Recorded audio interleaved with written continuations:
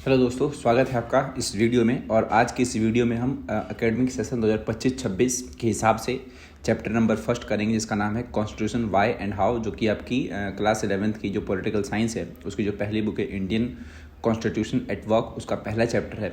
तो चलिए इस वीडियो को स्टार्ट करते हैं और समझते हैं पूरे के पूरे चैप्टर को। देखिए, सबसे पहला टॉपिक तो आपका यही रहता है कि जो आपका संविधान है वो होता क्या है। तो देखिए, जो संविधान जो आपका होता है वो एक तरीके से एक ऐसी किताब होती है जिसके अंदर सारे के सारे जो रूल्स होते हैं, जो लॉज होते हैं, वो सब लिखे होते हैं। और साथ में वो ये बताते हैं कि कोई भी जो देश होता है उसको कैसे गवर्न करना है, फिर कैसे उसके अंदर शासन करना है। ये जो आपका संविधान होता है उसके अंदर ही लॉ बनाना होता है एक तरीके से। और यही हमें बताता है कि जो भी डिफरेंट टाइप्स ऑफ ऑर्गन्स है गवर्नमेंट के, उनके अंदर कौन कौन सी पावर्स है, जो लोग हैं उनके पास कौन कौन से राइट्स हैं, कौन कौन से उनकी ड्यूटीज़ हैं। और आप एक तरीके से ये समझिए कि संविधान ही एक तरीके से एक सरकार को वैधता देता है कि भाई जो सरकार बनी है वो चलेगी कैसे और उसको बनाएगा कौन, उसमें किस किस का हस्तक्षेप जरूरी है। तो ये सब जो चीज़ें आप देखते हैं वो एक संविधान के बारे में हमें बताता है। साथ में एक चीज़ और होती है कि जो भी ये संविधान बनाया जाता है, संविधान को ऑटोमेटिकली सीधा लोगों द्वारा एक्सेप्ट कर लिया जाता है। इसका कारण क्या है? कारण इसका यही है कि संविधान को जब बनाया जाता है तो इसमें इस बात का पहले ही जिक्र कर दिया जाता है कि ये जो संविधान है वो सबके लिए बराबर ही होगा। यानी कि अगर आप इस देश में रहते हैं तो संविधान की नज़र में ही या फिर संविधान के अंडर में ही सारे के सारे लोग आते हैं। और यही बात जो है इसकी अनूठी है कि इसी की वजह से हम सभी इसको करते हैं, फॉलो करते हैं। तो हमारे देश में जो कुछ भी काम होता है वो सब किसके आधार पर होता है? संविधान के आधार पर ही होता है। तो ये जो मैं वीडियो बना रहा हूँ एक तरीके से मान लीजिए ये भी क्या है, संविधान के हिसाब का ही काम है। अगर हमारे इस देश में अगर हमारे संविधान में लिखा होता है कोई भी ऐसे नहीं पढ़ा सकता या फिर कोई लीगल चीज़ ऐसी चाहिए तो ही कोई पढ़ा सकता है, तो नॉर्मल सी बात है, मैं नहीं बना सकता था। समझ रहे कहने का मतलब? तो उसी तरीके से यहाँ पर हमें ये समझने की ज़रूरत है कि ये जो संविधान है आपका, संविधान पूरे तरीके से पूरे देश में जो कुछ भी हो रहा है वो सब अलाउ करना है, किसको नहीं करना है, ये सब कौन बताता है? हमें पूरा हमारा संविधान ही बताता है। और यही संविधान की खासियत है।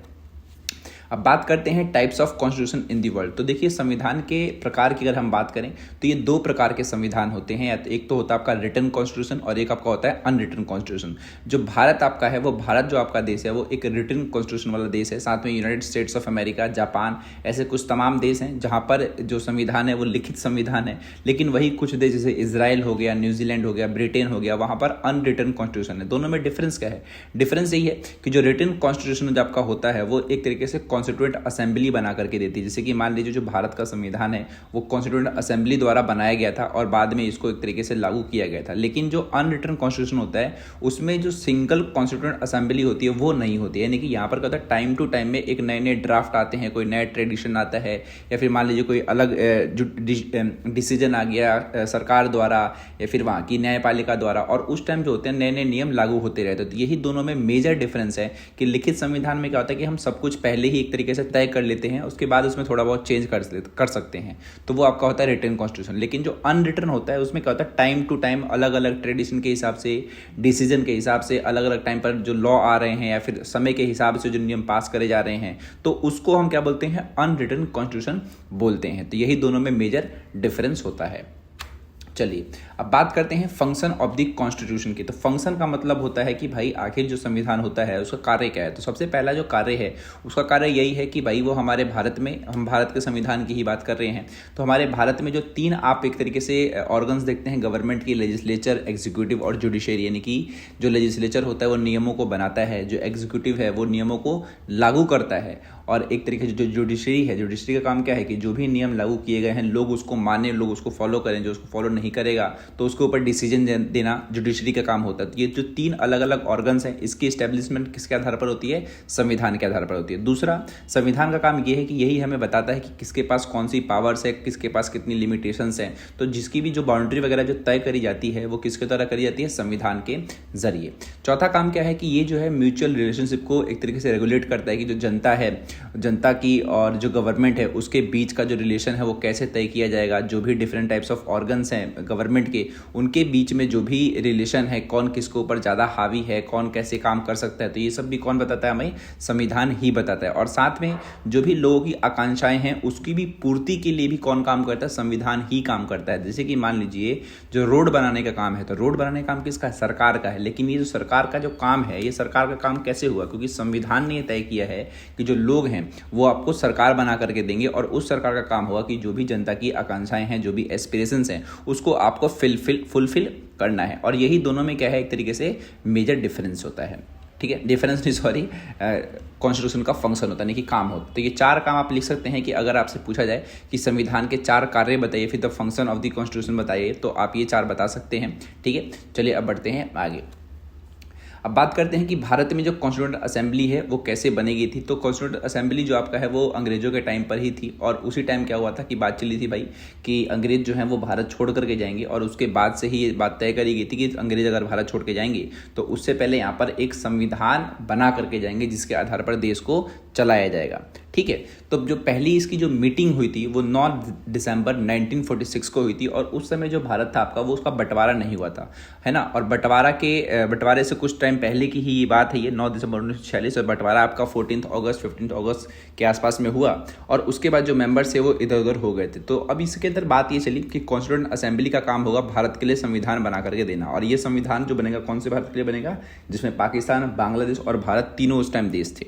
ठीक है, और उस समय क्या था कि उस टाइम जो था प्रांतीय विधानसभाएं हुआ करती थी। प्रांतीय विधानसभाएं का मतलब ये समझिए जैसे कि आज के टाइम पर अलग अलग राज्य हैं, उन सभी राज्यों में अलग अलग सरकारें हैं, तो ठीक इसी प्रकार से जब ब्रिटिशर्स थे तो उस टाइम भी प्रोविंशियल लेजिस्लेटिव असेंबली हुआ करती थी, और इसी के अंडर के जो लोग थे उन्हीं को चुना गया बेसिकली संविधान सभा में आने के लिए। और उन्होंने ही एक तरीके से क्या किया, संविधान सभा की जो बॉडी थी बेसिकली, जो भी सभा के जो मेंबर्स थे वो इनमें से ही चुने गए थे, यानी कि जो उस समय की सरकारें चल रही थी अलग अलग प्रांतों में, उन्हीं लोगों को सीधा चुना गया। किसके लिए भाई, कॉन्स्टिट्यूएंट असेंबली के लिए। तो जो भी आपको ये फोटो में दिख रहे हैं ये सभी कौन थे, ये भारत के ही लीडर थे, जो भी भारत की लेजिस्लेटिव असेंबली थी। तो इन्हीं में से इन लोगों को चुना गया कि भाई आप लोग ही क्या करेंगे, संविधान को बनाएंगे। और इसकी जो पहली बैठक थी आपकी वो 9 दिसंबर 1946 को हुई थी। और एक और बात मैं फिर से बता रहा हूँ कि ये जो सभा आपको पहली वाली जो सभा हुई थी उसके अंदर अनडिवाइडेड इंडिया के सारे लीडर थे। ठीक है, धीरे धीरे आपको समझ जाएगा कि इसका मतलब क्या है। तो देखिए अनडिवाइडेड जब इंडिया के जो लीडर्स सभी के सभी चुने गए, किसके लिए भाई, कॉन्स्टिट्यूएंट असेंबली के लिए। तो इसमें जो प्रोविंस था, बेसिकली प्रोविंस का मतलब अलग अलग जो राज्य थे, जो भी क्षेत्र थे, उनमें से कम 292 यानी कि 292 मेंबर्स को चूज किया गया। साथ में हमारे भारत में देसी रियासतें भी थी, यानी कि राजा रजवाड़े भी हुआ करते थे, तो उसमें से कम 93 सीट्स जो थी वो इनकी थी। तो टोटल अगर आप जोड़ेंगे तो ये तो आराम से 300 प्लस हो जा रहा है, यानी कि 400 के आसपास में हो जा रहा है। लेकिन पार्टीशन के बाद क्या हुआ कि जो भी नेता थे, जैसे कि जो मुस्लिम लीग थी, उन्होंने बोला कि भाई कि हमें अपना एक अलग देश चाहिए, तो उनके लिए ईस्ट पाकिस्तान और वेस्ट पाकिस्तान नामक एक अलग देश बना के दिया गया। तो वो जो भी मेंबर्स थे वो सभी यहाँ से निकल गए, यानी कि इसी मेंबर्स में से वो नंबर्स घट गए, और हमारे पास लास्ट में केवल और केवल भारत के लिए 299 जो मेंबर्स थे वो बच गए, जो क्या करेंगे भाई, हमारे संविधान को बनाएंगे। और फिर 299 मेंबर जो टोटल थे उन्होंने ही भारत के संविधान को बनाया। इसमें पाकिस्तान के मेंबर्स नहीं हैं, तो इन लोगों ने संविधान को बनाया। और जो आपका संविधान है बेसिकली बनकर के जो तैयार हुआ था वो 26 नवंबर 1949 को बनकर के तैयार हुआ था, और इसको लागू कब किया गया भाई, तो 26 जनवरी 1950 को लागू किया गया। एक और बात, जो आपका ये संविधान है इसके लिए अलग अलग कमिटीज बनाई गई थी। कमेटी को आपको इस तरीके से समझिए कि जो भी आपका संविधान होता है, इस संविधान में अलग अलग एक तरीके से सब्जेक्ट्स को बांट दिया गया कि भाई इस सब्जेक्ट पर ये कमेटी काम करेगी, इस सब्जेक्ट पर ये कमेटी काम करेगी। जैसे फंडामेंटल राइट्स का हो गया, कॉन्स्टिट्यूशन का हो गया, प्रोविंशियल कॉन्स्टिट्यूशन का हो गया। तो यहाँ पर जो यूनियन दिख रहा है आपको, जो प्रोविंशियल जो दिख रहा है, इसका मतलब क्या है कि जो केंद्र सरकार का जो नियम होगा, राज्य सरकार का जो नियम होगा, जो हमारे मौलिक अधिकार होंगे, तो इन सब के लिए भी एक अलग अलग कमेटी बनाई गई थी। इन सभी कमेटियों का काम क्या था कि भाई इन सब चीज़ों पर, इन्हीं विषयों पर ही आपको एक तरीके से काम करना है, और इस आधार पर हमारे संविधान का काम स्टार्ट किया गया था। ओके, चलिए अब जब संविधान आपका बनना स्टार्ट हुआ तो अब इसके बहुत सारे सेशन भी थे, जिसमें से कुछ सेशन बहुत ज़्यादा इंपॉर्टेंट है। तो जो आपका पहला सेशन था वो 9 दिसंबर 1946 को हुआ था। जैसा कि मैंने आपको थोड़ी देर पहले ही बताया था कि सबसे पहली बार जो बैठक हुई थी कॉन्स्टिट्यूएंट असेंबली की वो 9 दिसंबर 1946 को हुई थी, और ये जो आपकी हुई थी वो इसमें कम से कम 209 मेंबर्स आए थे। जिसमें बात ये चली भाई कि इसमें हम क्या करें कि जब तक एक अपना अध्यक्ष नहीं चुन लेते हैं, अध्यक्ष का मतलब प्रेसिडेंट नहीं चुन लेते हैं कॉन्स्टिट्यूएंट असेंबली का, तब तक के लिए एक प्रोविजनल प्रेसिडेंट को हम चूज करेंगे, जिसका नाम होगा डॉक्टर सच्चिदानंद सिन्हा। तो यानी कि पहले जो हमारा जो कॉन्स्टिट्यूएंट असेंबली था, संविधान जो सभा थी, उसके जो अस्थायी अध्यक्ष थे वो डॉक्टर सच्चिदानंद सिन्हा थे, यानी कि फॉर्मली रूप में थे, यानी कि बाद में इनको हटाया जाएगा और बाद में एक हम परमानेंट चूज करेंगे, जो कि हमने सेकेंड वाले सेशन में चूज किया, यानी कि 11 दिसंबर 1946 को। ये डेट ध्यान रखना कि पहले वाले में कौन बने और दूसरा वाला जो था उसमें कौन बने। तो 11 दिसंबर 1946 को दूसरा सेशन स्टार्ट हुआ कॉन्स्टिट्यूएंट असेंबली का, दूसरी सभा स्टार्ट होती है, और उसमें फाइनली डॉक्टर राजेंद्र प्रसाद को परमानेंट प्रेसिडेंट चुन लिया था। प्रेसिडेंट का मतलब यहाँ पर कॉन्स्टिट्यूएंट असेंबली का प्रेसिडेंट है, देश का प्रेसिडेंट नहीं। हालांकि भारत के पहले राष्ट्रपति भी डॉक्टर राजेंद्र प्रसाद ही थे। खैर, तो जो सेकंड सेशन आपका हुआ, सेकंड सेशन में कॉन्स्टिट्यूएंट असेंबली का जो परमानेंट प्रेसिडेंट थे वो किसको चुना गया भाई? डॉक्टर राजेंद्र प्रसाद को। ओके, और बाद में जो आपकी ड्राफ्टिंग कमेटी थी, यानी कि संविधान सभा की जो प्रारूप समिति थी, उसके जो अध्यक्ष थे वो डॉक्टर BR अम्बेडकर को चूज किया गया। तो एक और बात आप ध्यान रखें कि whenever ask permanent president of the constituent assembly, तो आपको बताना है डॉक्टर राजेंद्र प्रसाद, और साथ में अगर आपसे वो ड्राफ्टिंग कमेटी का चेयरमैन पूछेगा तो आपको डॉक्टर BR अम्बेडकर बताना है। बहुत सारे जो बच्चे हैं वो डॉक्टर राजेंद्र प्रसाद को ही एक तरीके से परमानेंट प्रेसिडेंट ये डॉक्टर BR अम्बेडकर को ही परमानेंट प्रेसिडेंट समझ लेते हैं। तो आप इस बात का ध्यान रखें। और एक और बात आप ध्यान रखिएगा कि जब भी सवाल पूछा जाता है कि संविधान को किसने बनाया, तो बहुत सारे जो लोग हैं ना भारत में, वो बोलते हैं डॉक्टर BR अम्बेडकर ने बनाया।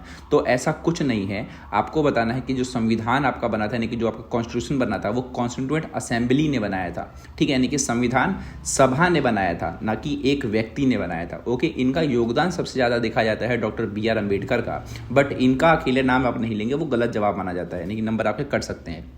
ठीक, कट कह सकते हैं, कटेंगे ही। तो जब भी आपसे पूछा जाए कि संविधान को किसने बनाया, फिर कोई पूछे भी, तो आपको क्या बताना भाई? संविधान सभा ने, क्योंकि नॉर्मल सी बात है, इतना बड़ा संविधान कोई एक व्यक्ति कैसे बना सकता है। तो अगर आपसे आप किसी और से पूछ के देखिएगा, आप अपने स्कूल में भी पूछिएगा, तो बहुत सारे मास्टर आपको ऐसे मिल जाएंगे जो ये कह देंगे कि हाँ भाई संविधान जो है डॉक्टर BR अम्बेडकर ने बनाया। तो आप उनको बताएं कि डॉक्टर BR अम्बेडकर ने नहीं बनाया, संविधान सभा ने बनाया, कि कॉन्स्टिट्यूएंट असेंबली ने बनाया।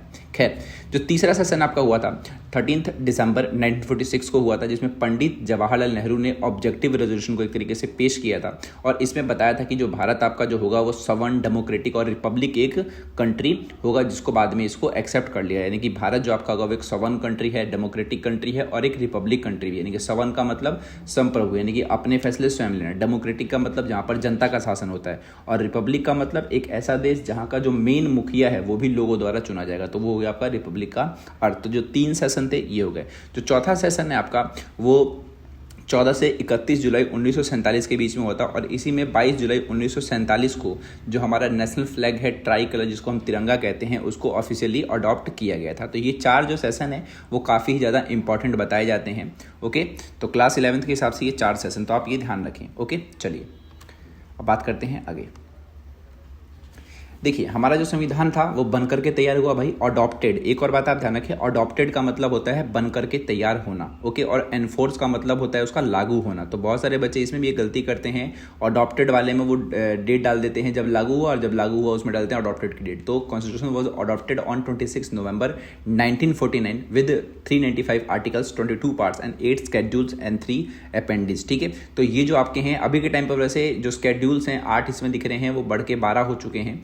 ओके, तो हमारा जो संविधान बनकर के जिस समय तैयार हुआ था वो 26 नवंबर 1949 की डेट थी, जिस समय 395 आर्टिकल्स थे। आज के टाइम पर 400 प्लस हो चुके हैं, मतलब धीरे धीरे नियम बढ़ते रहते हैं ना, तो उस हिसाब से बढ़ चुके हैं। और उस समय 22 भाग थे, और उसमें 8 स्केड्यूल थे, जो कि आज के टाइम पर 12 स्केड्यूल हैं। ठीक है, और जो आर्टिकल्स यहाँ पर 395 आपको दिख रहे हैं, अभी के टाइम पर 400 प्लस के आसपास में है। ओके, तो संविधान बनकर तैयार हुआ भाई आपका 26 नवंबर 1949। जो 25 जुलाई 2017 का आप टाइम देखते हैं, इस समय मतलब इस समय की डेट के हिसाब से देखें तो 465 आर्टिकल्स हैं, और it was implemented on 26 January 1950। Okay, तो 25 जुलाई 2017 तक की अगर मैंने बात करी, 2017 तक की बात करी है, तो उस समय तक कितने थे भाई? 465। और अभी तो और भी ज़्यादा समय हो चुका है, तो अभी और बहुत ज़्यादा आर्टिकल्स हो चुके होंगे। खैर, जो 299 मेंबर्स थे 300 में से, आउट ऑफ में से, उसमें से 284 ही मेंबर्स थे जो साइन करने के लिए पहुंचे थे, जो डेट थी आपकी 26 नवंबर 1949। यानी कि जब संविधान आपका बन गया था तो सबको बुलाया गया था साइन करने के लिए।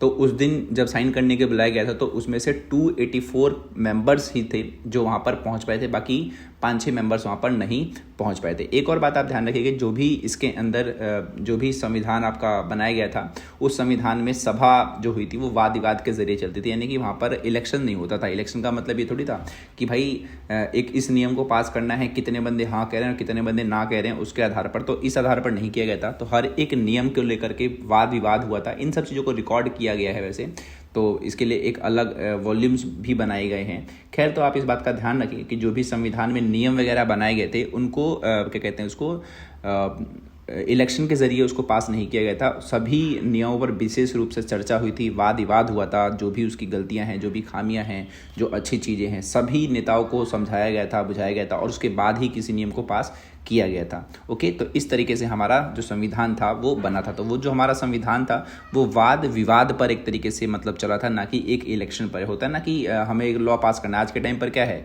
कि भाई इस नियम को बदलना है, तो लोकसभा में लोग जाते हैं, वोट कर देंगे, कुछ लोग वोट नहीं करेंगे, तो उस आधार पर उसको पास कर देंगे। बट जब संविधान को बनाया गया था तब ऐसा नहीं था। हर एक नियम पर विशेष रूप से चर्चा होती थी, उसको समझा जाता था और हर एक व्यक्ति की बात सुनी जाती थी। उसके बाद उसमें थोड़ा बहुत जो भी चेंज वगैरह करना था वो किया जाता, और उसके बाद ही उसको नियम बनाया जाता था। ठीक है, तो इस तरीके से संविधान का काम चला था। चलिए, अगर हम बात करें संविधान के बनने में टोटल समय की, तो 2 साल 11 महीने और 18 दिन। हमेशा ध्यान रखें, 2 साल 11 महीने 18 दिन। बहुत सारी किताबों में 17 दिन भी लिखा हुआ है, तो आप ये ना लिखें। तो 2 साल 11 महीने 18 दिन, लगभग 3 साल के आसपास में इसमें टोटल समय लगा था। और एक और बात, जो कॉन्स्टिट्यूएंट असेंबली थी, इसके लिए जो टोटल बैठकें हुई थी, बैठके का मतलब वही है मीटिंग्स वगैरह जो हम टोटल कहते हैं, वो 166 हुई थी। और जो टोटल खर्चा हुआ था उस समय वो 64 लाख के आसपास में हुआ था जब हमने संविधान को बनाया था। तो 1 मार्क का क्वेश्चन आता है कि संविधान बनने में कितना समय लगा, या फिर इसमें कितनी बैठकें हुई, और साथ में ही कितना खर्च हुआ। तो ये तीनों बातें आप ध्यान रखें। 2 साल 11 महीने 18 दिन टोटल टाइम लगा, और 166 जो थी वो सिटिंग्स यानी कि बैठकें हुई थी, और साथ में 64 लाख के अराउंड में पैसा खर्च हुआ था। चलिए, अगर हम बात करें वुमेंस मेंबर्स की कॉन्स्टिट्यूएंट असेंबली में, तो जो टोटल वुमेंस थी कॉन्स्टिट्यूएंट असेंबली में, वो 9 वुमेन मेंबर्स थी। और इस फोटो में आपको जो दिख रहा है, इसमें वैसे तो ज़्यादा वुमेंस इसमें दिख रही हैं, बट 9 ही काउंट है। यानी कि जो आपका कॉन्स्टिट्यूएंट असेंबली थी उसके अंदर 9 ही वुमेंस जो थी वो मेन थी, और उसमें से जो 3 थी उनका बहुत ही ज़्यादा एक तरीके से रोल मेजर बताया गया था। जैसे कि सरोजिनी नायडू का नाम सुना होगा आपने, हंसा मेहता, दुर्गाबाई देशमुख, इनके नाम पर बहुत सारी चीज़ें बनी होती हैं। दुर्गाबाई देशमुख के नाम पर यहाँ पर मेट्रो स्टेशन है साउथ कैंपस में। तो ये जो हैं, ये 3 नेम काफ़ी फेमस थे। वैसे ही यहाँ पर अमृत कौर जो थी वो पहली भारत की हेल्थ मिनिस्टर थी। ऐसी एक और है बेगम एजाज रसूल, और ऐसी विजय लक्ष्मी पंडित, ये नेहरू जी की बहन थी, तो विजय लक्ष्मी पंडित। तो इस तरीके से अलग अलग टाइम जो भी मतलब संविधान आपका बना था उस समय जो भी वुमेंस थी उनका भी बहुत ही ज़्यादा योगदान देखा गया था। तो जो टोटल मेंबर्स, अगर नंबर्स पूछेगा आपसे वुमेंस का, तो आपको वो 9 बताने हैं, जिसमें से ये जो 6 आपको नाम बताए हैं, तो इसके बारे में थोड़ा बहुत आप ध्यान रखें नाम। हालांकि उतना नहीं पूछा जाता, लेकिन ये इनके बारे में जरूर पूछा जाता है कि जो अमृत कौर थी वो कौन थी। ठीक है, तो भारत की जो पहली हेल्थ मिनिस्टर थी वो अमृत कौर थी। तो इस तरीके से आप ये समझिए कि जो आपका भारतीय संविधान जो बनाया गया था उसमें वुमेन्स का भी योगदान देखा जाता है। चलिए, अब बात करते हैं भारत के प्रियम्बल की। देखिए, जो प्रियम्बल का मतलब होता है, जब आप अपनी किताब आप देखेंगे ना, तो उस किताब में अगर एनसीईआरटी की किताब है तो उसमें जो सबसे पहला पन्ना अगर आप देखते हैं ना, तो वही प्रियम्बल है। जो प्रियम्बल आपका होता है ना, वो एक तरीके से ये समझिए कि वो मिरर ऑफ द कॉन्स्टिट्यूशन होता है। यानी कि वो आपको संविधान के बारे में सब कुछ ही बता रहा होता है। यानी कि एक तरीके से संविधान का सार जिसको हम कहते हैं, तो वही आपका क्या है, वो प्रियम्बल है। यानी कि अगर आप प्रियम्बल को पढ़ लेंगे तो आपको ये समझ आ जाएगा कि जो आपका संविधान है उस संविधान के भीतर में कौन कौन सी बातों का जिक्र है, कौन कौन सा जस्टिस मिलेगा। जैसे कि 3 जस्टिस की बात करी गई है हमारे प्रियम्बल में। सोशल जस्टिस की, यानी कि समाज में सभी को समानता मिलेगी, सम्मान मिलेगा। जस्टिस मिलेगा, यानी कि जो लोग हैं, लोग अगर सेम काम है तो भाई उनको सेम ही पैसा मिलेगा। तो इस तरीके से इकोनॉमिक जस्टिस है। पॉलिटिकल जस्टिस क्या है भाई, कि जो मतदान का अधिकार है सभी का बराबर है। तो इस टाइप की जो 3 ये न्याय हैं, सबसे बड़े बड़े न्याय हैं, तो इनका भी जिक्र है हमारे संविधान में। साथ में जो हमारा प्रियम्बल है, उस प्रियम्बल में सोशलिज्म, सेकुलरिज्म और इंटीग्रिटी, जो 3 वर्ड आप देखते हैं, इसको 42nd अमेंडमेंट एक्ट 1976 के टाइम पर इन तीनों वर्ड्स को भी जोड़ा गया था, जो भी हमारा प्रियम्बल है। पहले ये जो 3 वर्ड थे वो नहीं थे। इंदिरा गांधी की सरकार के टाइम पर ही, इंदिरा गांधी ने जब भारत में आपातकाल लगा था उस टाइम में ही हमारे प्रियम्बल में इन 3 शब्दों को जोड़ा था। तो एक और बात आप ध्यान रखें कि जो 42nd अमेंडमेंट है, इसको मिनी कॉन्स्टिट्यूशन भी कहा जाता है 42nd अमेंडमेंट को। और इस समय भारत का जो संविधान है उसके प्रियम्बल में 3 शब्द जोड़े गए थे, सोशलिज्म, सेकुलरिज्म और इंटीग्रिटी। ओके, तो ये जो आपका है वो प्रियम्बल है। तो प्रियम्बल पर अगर क्वेश्चन अगर आपका आता है तो वो यही पूछता है कि प्रियम्बल आपका क्या है। तो प्रियम्बल जो आपका है वो एक तरीके से पार्ट ऑफ द कॉन्स्टिट्यूशन है। साथ में ये जो आपका है वो संविधान का दर्पण है। और साथ में एक बात और आप लिख दें कि ये जो प्रियम्बल होता है, ये भारत का जो संविधान है उसका सार है। सार क्या होता है कि जब आप सब सारी की सारी कहानी पढ़ लेते हैं, और अगर आप कहानी नहीं भी पढ़ते हैं तो अगर आप किसी कहानी का सार पढ़ लेंगे ना, तो आपको ये समझ में आएगा कि कहानी के भीतर में कौन कौन सी बातों का जिक्र है, फिर कहानी किस चीज़ पे मतलब बनी हुई है। तो इस तरीके से जो संविधान का जो सार है वो क्या है, आपका प्रियम्बल है। तो अगर आप प्रियम्बल देखेंगे तो आपको क्या समझ आएगा भाई कि संविधान के भीतर कौन कौन सी बातें दी गई हैं। चलिए अब बढ़ते हैं आगे। अब बात करते हैं नेशनल सिंबल्स की और स्पेशल इवेंट्स की। तो देखिए जो नेशनल फ्लैग है, ट्राई कलर जो आपका है, तिरंगा बेसिकली, ये 22 जुलाई 1947 को अडॉप्ट किया गया था कॉन्स्टिट्यूएंट असेंबली के जरिए। साथ में जो जनगण मन है और वंदे मातरम है, जो जनगण मन है आपका वो नेशनल एंथम है, वो 24 जनवरी 1950 को अडॉप्ट किया गया। और साथ में वंदे मातरम को डिक्लेयर किया गया नेशनल सॉन्ग, राष्ट्रीय गीत के रूप में, वो भी 24 जनवरी 1950 को। ओके, एक बात और आपको मैं बता दूं कि इस पूरे के पूरे भारत में ना जो कुछ भी होता है, जो कुछ का मतलब जो कुछ भी, वो सब कुछ संविधान के तहत होता है, और जो उसके खिलाफ होता है वो इलीगल होता है। ओके, यानी कि अगर आप रोड पे चल रहे हैं तो वो भी आपका संविधान के अंदर लिखित है। ओके, अगर आप कुछ बोल रहे हैं तो वो भी संविधान के भीतर ही है कि आपको किस हद तक बोलना है। तो इस भारत देश में या फिर किसी भी देश में जहाँ पर संविधान का राज है, वहाँ पर जो कुछ भी हो रहा है वो संविधान के अंडर में ही हो रहा होता है। जैसे कि यहाँ पर हमने देखा नेशनल एंथम और नेशनल सॉन्ग। ओके, 24 जनवरी को तो इन दोनों चीज़ों को लागू किया था। साथ में 26 जनवरी 1950 को अशोका पिलर को एक तरीके से नेशनल एम्बलम का मतलब डिक्लेयर किया गया, यानी कि जो भारत का जो राष्ट्रीय चिन्ह होगा वो अशोक स्तंभ होगा। साथ में 14 सितंबर 1949 को हिंदी को ऑफिशियल लैंग्वेज को डिक्लेयर किया गया था। ऑफिशियल लैंग्वेज ध्यान रखना, राजभाषा है, यानी कि हिंदी जो आपका है वो राजभाषा है, ना कि नेशनल भाषा है। ओके, और साथ में देवनागरी इसकी स्क्रिप्ट है, यानी कि लिपि है, यानी कि हिंदी जो है हमारी वो राजभाषा, इसको हम किस आधार पर लिखेंगे, फिर किस स्क्रिप्ट लिखेंगे, वो आपका देवनागरी है। तो हिंदी जो आपका है वो राजभाषा है, साथ में इंग्लिश भी राजभाषा है। इसी के साथ में भाषा विवाद को सॉल्व करने के लिए हर एक राज्य को एक तरीके से अधिकार दिया गया कि भाई आप अपने राज्य की जो भाषा है, जो क्षेत्रीय भाषा है, उसको आप ऑफिशियल बना सकते हैं। ओके, तो ये हमारे संविधान में इस बात का जिक्र है, हर एक राज्य के पास ये अधिकार है। तो ऐसा जरूरी नहीं है कि सभी के सभी राज्यों को हिंदी का इस्तेमाल करना है, इंग्लिश का इस्तेमाल करना है, लेकिन हिंदी इंग्लिश के साथ में आप अपनी एक क्षेत्रीय भाषा का इस्तेमाल आप कर सकते हैं। ये संविधान में एक तरीके से छूट मिली हुई। छूट क्या मतलब, ये अधिकार दिया गया सभी के सभी राज्य को। खैर, अदर इम्पॉर्टेंट फैक्ट्स की अगर हम बात करें तो जो नेशनल कमीशन था ये इसलिए बनाया गया था कि जो भी संविधान का काम है उसको रिव्यू करने के लिए सन 2000 में इसको बनाया गया था। और साथ में आपने बीच में कुछ सुना भी होगा, पिछले जब इलेक्शन चल रहे थे 2024 वाले में, उस समय एक इंडिया और भारत नाम का बहुत बड़ा इशू चल रहा था कि भाई हमारे भारत का नाम इंडिया कर दें, भारत कर दें। तो भाई वो सभी के सभी जो लोग थे मूर्ख थे इस बात का, मैं उनको बता दूं कि उनको पता ही नहीं था मतलब क्या कहने का मतलब है।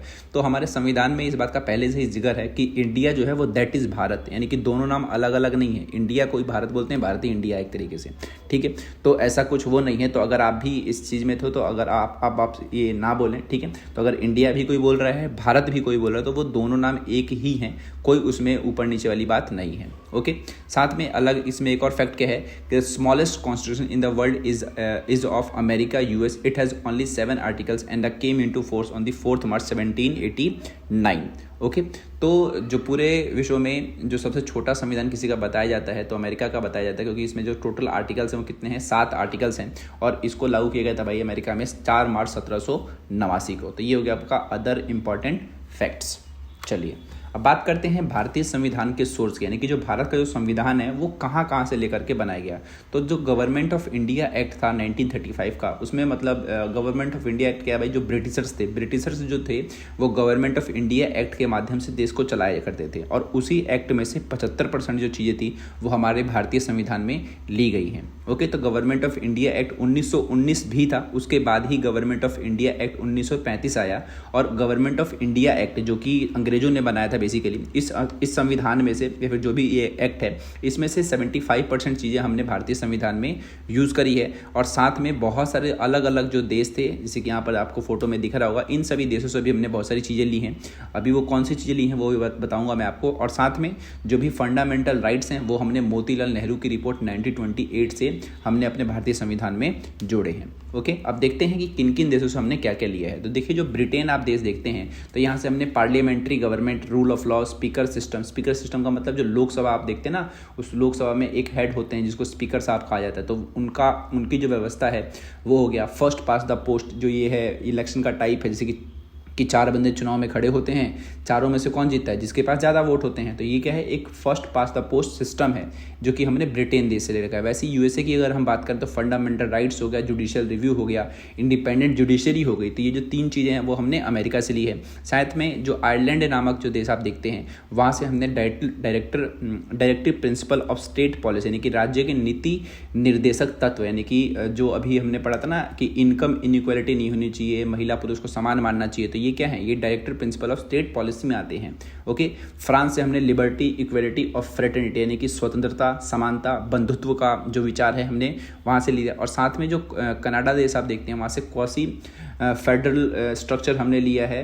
और साथ में जो भी अलग अलग शक्तियाँ होती हैं सेंटर्स की, वो भी हमने कहाँ से ले रखा है भाई, आपका कनाडा देश से ले रखा है। तो इस तरीके से हमने अलग अलग देशों से बहुत सारी चीज़ें ले रखी हैं। तो इनकी सहायता से हमारा भारतीय संविधान जो आपका है वो एक उधार का थैला भी कहलाता है, यानी कि ठीक है। तो उधार का थैला, आप ये वर्ड ध्यान रखें कि उधार का थैला भारतीय संविधान को क्यों कहा जाता है। तो उधार का थैला का इसलिए कहा जाता है क्योंकि भारतीय संविधान ने अलग अलग देशों से बहुत सारी जो चीज़ें हैं, जो भी फीचर्स हैं, उसको बोरो कर रखा है, ठीक है, और इसीलिए उसको उधार का थैला कहा जाता है। चलिए अब बात करते हैं भारतीय संविधान के फीचर्स की। तो देखिए फीचर्स इसके क्या है भाई, फीचर यही कि जो भारत आपका है वो एक सवर्न कंट्री है, सोशलिस्ट कंट्री है, डेमोक्रेटिक रिपब्लिक कंट्री है। इसके अंदर जो भी लोग हैं उनको फंडामेंटल राइट्स मिल रखे हैं, फंडामेंटल ड्यूटीज़ दी गई हैं। साथ में यहाँ की जो जुडिशरी है वो इंडिपेंडेंट है, यहाँ की जो सरकार है वो पार्लियामेंट्री फॉर्म की गवर्नमेंट है। पार्लियामेंट्री फॉर्म का मतलब संसदीय व्यवस्था है ना, यहाँ पर लोकसभा, राज्यसभा, राष्ट्रपति, तो ये आपका क्या है, ये पार्लियामेंट्री फॉर्म ऑफ गवर्नमेंट है। तो ये भी क्या है, आपका एक फीचर है। साथ में हमने directive principle of state policy ले रखे हैं ताकि जो भारत है उस भारत में न्याय हो सके, लोगों जो भी वेलफेयर स्कीम्स हैं वो मिल सकें। तो ये क्या है, हमारे भारतीय संविधान की विशेषताएं हैं। साथ में आप अपने हिसाब से भी इसके अंदर विशेषताएं लिख सकते हैं, जो भी आपको भारतीय संविधान की बातें अच्छी लगती हैं। हालांकि सारी बातें ही अच्छी हैं तभी भारतीय संविधान अब तक चल रहा है। ओके, तो ये हो जाएंगे हमारे feature of the Indian constitution. एक और बात, जो भारतीय संविधान है वो लोगों द्वारा ही बनाया गया, तो ये इसका सबसे बड़ा फीचर है, यानी कि इसको एक तबके ने नहीं बनाया, उसको लोगों ने ही बनाया। और वो जो लोग बना रहे थे वो कौन थे, वो लोगों द्वारा चुन करके ही आए हुए लोग थे। तो सभी लोगों ने एक तरीके से रिप्रेजेंटेटिव के रूप में काम किया, और इसीलिए भारतीय संविधान को एक तरीके से काफ़ी ज़्यादा सक्सेसफुल या फिर बहुत ही सफल संविधानों में से एक कहा जाता है। ओके, चलिए अब बात करते हैं कि जो हमारा भारतीय संविधान है वो रिजिड है या फिर फ्लेक्सिबल है। रिजिड और फ्लेक्सिबल की दोनों बातें आपको आसानी से समझ आ जाएंगी। देखिए रिजिड जो आपका है भारतीय संविधान वो रिजिड भी है, फ्लेक्सिबल भी है। तो रिजिड नेचर क्या है भाई, कि भारतीय संविधान में बहुत सारी चीज़ें ऐसी हैं जिसको बदलना बहुत ही ज़्यादा मुश्किल है, यानी कि उसको आप आसान तरीके से नहीं बदल सकते। उसके लिए आपको स्पेशल मेजोरिटी चाहिए, यानी कि 2/3 मेंबर चाहिए आपको उसके लिए, वोटिंग के लिए। और अगर वो अलाउ करते हैं फिर आपको राज्य की विधानसभा से पूछना पड़ेगा। और इस तरीके से आपसे समझिए कि कुछ नियम ऐसे हैं जिसको बदलने के लिए आपको कड़ी मशक्कत करनी पड़ती है। तो इसीलिए जो भारतीय संविधान है वो रिजिड है। लेकिन फ्लेक्सिबल की अगर हम बात करें तो कुछ नियम ऐसे हैं जिसको आप आसानी से, यानी कि बहुत कम मेंबर्स आ रहे हैं तो उनसे आप वोटिंग करवा करके भी क्या कर सकते हैं, हाफ नंबर अगर वो पास कर देते हैं तो वो चीज़ पास हो सकती है। तो इस तरीके से समझिए आप कि जो आपका भारतीय संविधान है उसका जो नेचर है वो रिजिड भी है और फ्लेक्सिबल है। रिजिड क्यों है भाई, क्योंकि बहुत सारे नियम ऐसे हैं जिसको आप आसानी से नहीं बदल सकते, उसके लिए आपको स्पेशल मेजोरिटी चाहिए। और कुछ नियम ऐसे हैं जिसके लिए आपको आपको सिंपल मेजोरिटी चाहिए, यानी कि मान लीजिए 100 लोग आए हैं, 100 में से 51 लोगों ने हाँ कह दिया तो वो पास हो जाएगा। लेकिन वही अगर आपको स्पेशल मेजोरिटी वाला होगा तो उसमें आपको 2/3 मेंबर्स चाहिए, उसके बाद ही कार्रवाई आगे बढ़ेगी। तो इस तरीके से समझेंगे हम कि जो भारतीय संविधान आपका है वो रिजिड के साथ साथ में फ्लेक्सिबल भी है, और उसका कारण आपको मैंने बता ही दिया। जैसे कि एग्जाम्पल के लिए कि अगर आपको फेडरल स्ट्रक्चर में चेंज करना है तो आपको स्पेशल मेजोरिटी चाहिए, राष्ट्रपति के चुनाव में कोई बदलाव करना है तो उसके लिए भी आपको क्या चाहिए भाई, स्पेशल मेजोरिटी चाहिए। और साथ में अगर आपको एक नया राज्य बनाना है या फिर मान लो किसी राज्य की बाउंड्री तय करनी है, किसी की सैलरी बढ़ानी है घटानी है, तो ये क्या आपका एक सिंपल मेजोरिटी है। तो इस तरीके से आप समझिए कि कुछ नियम को बदलने के लिए आपको स्पेशल मेजोरिटी की जरूरत पड़ती है, और जहां पर स्पेशल मेजोरिटी की जरूरत पड़ेगी वहां पर आपका रिजिड नेचर दिखेगा, और कुछ नियम के लिए आपको सिंपल मेजोरिटी चाहिए तो वो आपको फ्लेक्सिबल नेचर दिखेगा। तो ये हमारे संविधान की एक खासियत है कि वो रिजिड के साथ साथ में फ्लेक्सिबल भी है। तो ये क्वेश्चन 2 मार्क्स में आने को देखने को मिलता है कि रिजिड और फ्लेक्सिबल दोनों, तो आप दोनों का ऐसे बता सकते हैं। ओके, चलिए आगे बढ़ते हैं। देखिए जो नेपाल आप देखते हैं, ये जो नेपाल है इसमें बहुत सारे संविधान बने, 5-6 बार संविधान बने, और 5-6 बार जो संविधान बने ना हर बार यहाँ पर हटा दिया गया, और इसीलिए इसको एक सक्सेसफुल संविधान नहीं कहा जाता है। और आज के टाइम पर भी ऐसा ही देखने को मिलता रहता है। और यहाँ पर जो मधेसी आंदोलन है, मधेसी आंदोलन बहुत ही ज़्यादा इसी की वजह से मतलब बार बार संविधान को हटाया जाता है। मधेसी आंदोलन की डिमांड यही होती है कि भाई हमें ज़्यादा अच्छे राइट्स हैं, रिप्रेजेंटेशन मिले, और इसकी वजह से ऐसा मानते हैं कि दोबारा से एक तरीके से संविधान को बनाना चाहिए। और इसीलिए जो नेपाल का संविधान है कम से कम 6 बार अब तक बना जा चुका है। और अभी की बात अगर मैं कर रहा हूँ 2025 की, 2025 में अभी भी वहाँ पर बात चल रही है भाई कि वहाँ की सरकार को हटा दिया जाए, वापस वहाँ से राजतंत्र आ जाए, या फिर अगर लोकतंत्र रहेगा तो बढ़िया तरीके से शासन हो। तो वहाँ पर अभी भी जो चीज़ें हैं वो सही नहीं है ना। तो यहाँ पर काफ़ी ज़्यादा कंट्रोवर्सी देखी जाती है नेपाल को लेकर के। तो नेपाल के ऊपर 2 मार्क्स का क्वेश्चन देखने को मिल जाएगा, फिर 1 मार्क का क्वेश्चन देखने को मिल जाएगा कि कौन सा देश है जहाँ पर 5-6 बार जो संविधान को बदला जा चुका है। तो आप ये ध्यान रखें नेपाल, और इसमें किसकी महत्वपूर्ण भूमिका देखने को मिलती है, तो मधेसी मूवमेंट की, फिर मधेसी आंदोलन की। ओके, चलिए अब बात करते हैं fundamental provision of a successful constitution, यानी कि कौन कौन से चीज़ें मिलनी चाहिए ताकि जो संविधान है आपका वो सक्सेसफुल हो। तो सभी को सम्मान मिलना चाहिए, और सम्मान करने का कारण क्यों है वो भी हमें बताना पड़ेगा। जो भी आपके देश में माइनॉरिटीज़ वाले जो लोग हैं उनको एक तरीके से सुरक्षा मिलनी चाहिए, जो भी छोटे छोटे समूह के जो लोग हैं उनको हमें पावर देनी चाहिए, सभी के सभी जो लोग हैं स्वतंत्र रहें। और यही सब जो कारण है, इसी के आधार पर क्या होता है कि कोई भी देश का जो संविधान है वो सक्सेसफुल बन पाता है। अब मान लीजिए जो नेपाल का संविधान, नेपाल के संविधान में बहुत सारी चीज़ें ऐसी हैं कि वहाँ के जो लोग हैं, जो छोटे समूह हैं, उनके पास शक्तियाँ नहीं है, कि सभी के पास स्वतंत्रता नहीं है। और इसी आधार पर क्या है कि बहुत सारे लोगों के पास राइट्स भी नहीं है, ज़्यादातर जो राइट्स हैं वो जो भी गवर्नमेंट ऑफिशियल्स हैं उनके पास ही है, और इसीलिए वहाँ का संविधान जो आपका है वो सक्सेसफुल नहीं बन पाया। तो किसी भी देश के संविधान को अगर आपको सक्सेसफुल बनाना है, सफल बनाना है, तो इन बातों का बहुत ही ज़्यादा जिक्र मतलब करना पड़ता है। और भारत की ये खासियत है कि भाई यहाँ पर सभी को सम्मान की भावना से देखा जाता है। जो भी यहाँ पे अल्पसंख्यक हैं उनकी सुरक्षा करी जाती है, साथ में जो भी यहाँ के छोटे समूह हैं, जो भी अलग अलग टाइप के जो लोग हैं, सभी को पावर दी गई है, सभी के सभी जो लोग हैं स्वतंत्र हैं। हर एक राज्य को यहाँ पर ताकत दी गई है, जो भी अलग अलग जाति के लोग हैं, अलग संप्रदाय के लोग हैं, सब चीज़ों की यहाँ पर व्यवस्था करी गई है। तभी सभी के सभी भारत के जो लोग हैं वो अपना विश्वास बना करके रखते हैं किसमें, संविधान के भीतर में। ओके, तो ये कुछ कहते हैं आपके फंडामेंटल प्रोविजन थे किसी भी सफल संविधान के लिए। चलिए अब बात करते हैं साउथ अफ्रीका के संविधान के। तो देखिए साउथ अफ्रीका जो संविधान आपका है वो दिसंबर 1986 में बनाया गया था। और जो साउथ अफ्रीका संविधान जो है वो बहुत ही ज़्यादा अलग संविधान कहा जाता है, क्योंकि इसमें बहुत ही अलग अलग चीज़ों के बारे में जिक्र है, जैसे कि मान लो पर्यावरण संरक्षण के लिए, वर्ग भेदभाव के ऊपर, आवास की समस्या, स्वास्थ्य समस्याएं, वैश्विक गरीबी, इन सभी बातों का जिक्र जो है आपका साउथ अफ्रीका के संविधान में देखा जाता है। और इसीलिए साउथ अफ्रीका का जो संविधान है ना वो बहुत ही ज़्यादा अलग बताया जाता है। ओके, तो इसके ऊपर जो क्वेश्चन आपका आता है वो यही आता है कि इसका संविधान कब अडॉप्ट किया गया, तो दिसंबर 1986। ओके, नेल्सन मंडेला यहीं के थे। और साथ में इसमें से कुछ पूछ लेता है कि ऐसी कौन कौन सी चीज़ें हैं जो साउथ अफ्रीका के संविधान को अनूठी बनाती हैं। तो आप ये 2-3 बातें इसमें से लिख दें, जैसे कि हेल्थ इशू, ग्लोबल पॉवर्टी। तो ये सब क्या है वहाँ पे संविधान में इन सब चीज़ों का मतलब कवर किया गया है, जो भी ग्लोबल प्रॉब्लम्स हैं। ओके, चलिए, और ये हमारा चैप्टर हो गया पूरा का पूरा कंप्लीट फाइनली। और आशा करता हूँ आपको पूरा का पूरा चैप्टर समझ आ गया होगा। और अभी वीडियो कट मत करिएगा, पहले मेरी बात सुन लीजिए। तो बात यही है कि आप हमारे चैनल के साथ जुड़ सकते हैं, और पूरा का पूरा आपका एग्ज़ाम तक मैं आपका जो पूरा का पूरा सिलेबस है वो साथ में ही कवर कराऊंगा। साथ में अगर आपको वीडियो में कुछ भी डाउट अगर लगता है तो आप मुझे कॉमेंट बॉक्स में लिख सकते हैं। और साथ में मिलता हूँ मैं आपसे अगली वीडियो में, तब तक के लिए गुड बाय। और साथ में अगर आपको इस चैप्टर के नोट्स चाहिए तो आप मेरी वेबसाइट को विजिट कर सकते हैं, जो कि मैं आपको डिस्क्रिप्शन में लिंक दे दूंगा। और मिलता हूं मैं आपसे अगली वीडियो में, तब तक के लिए गुड बाय।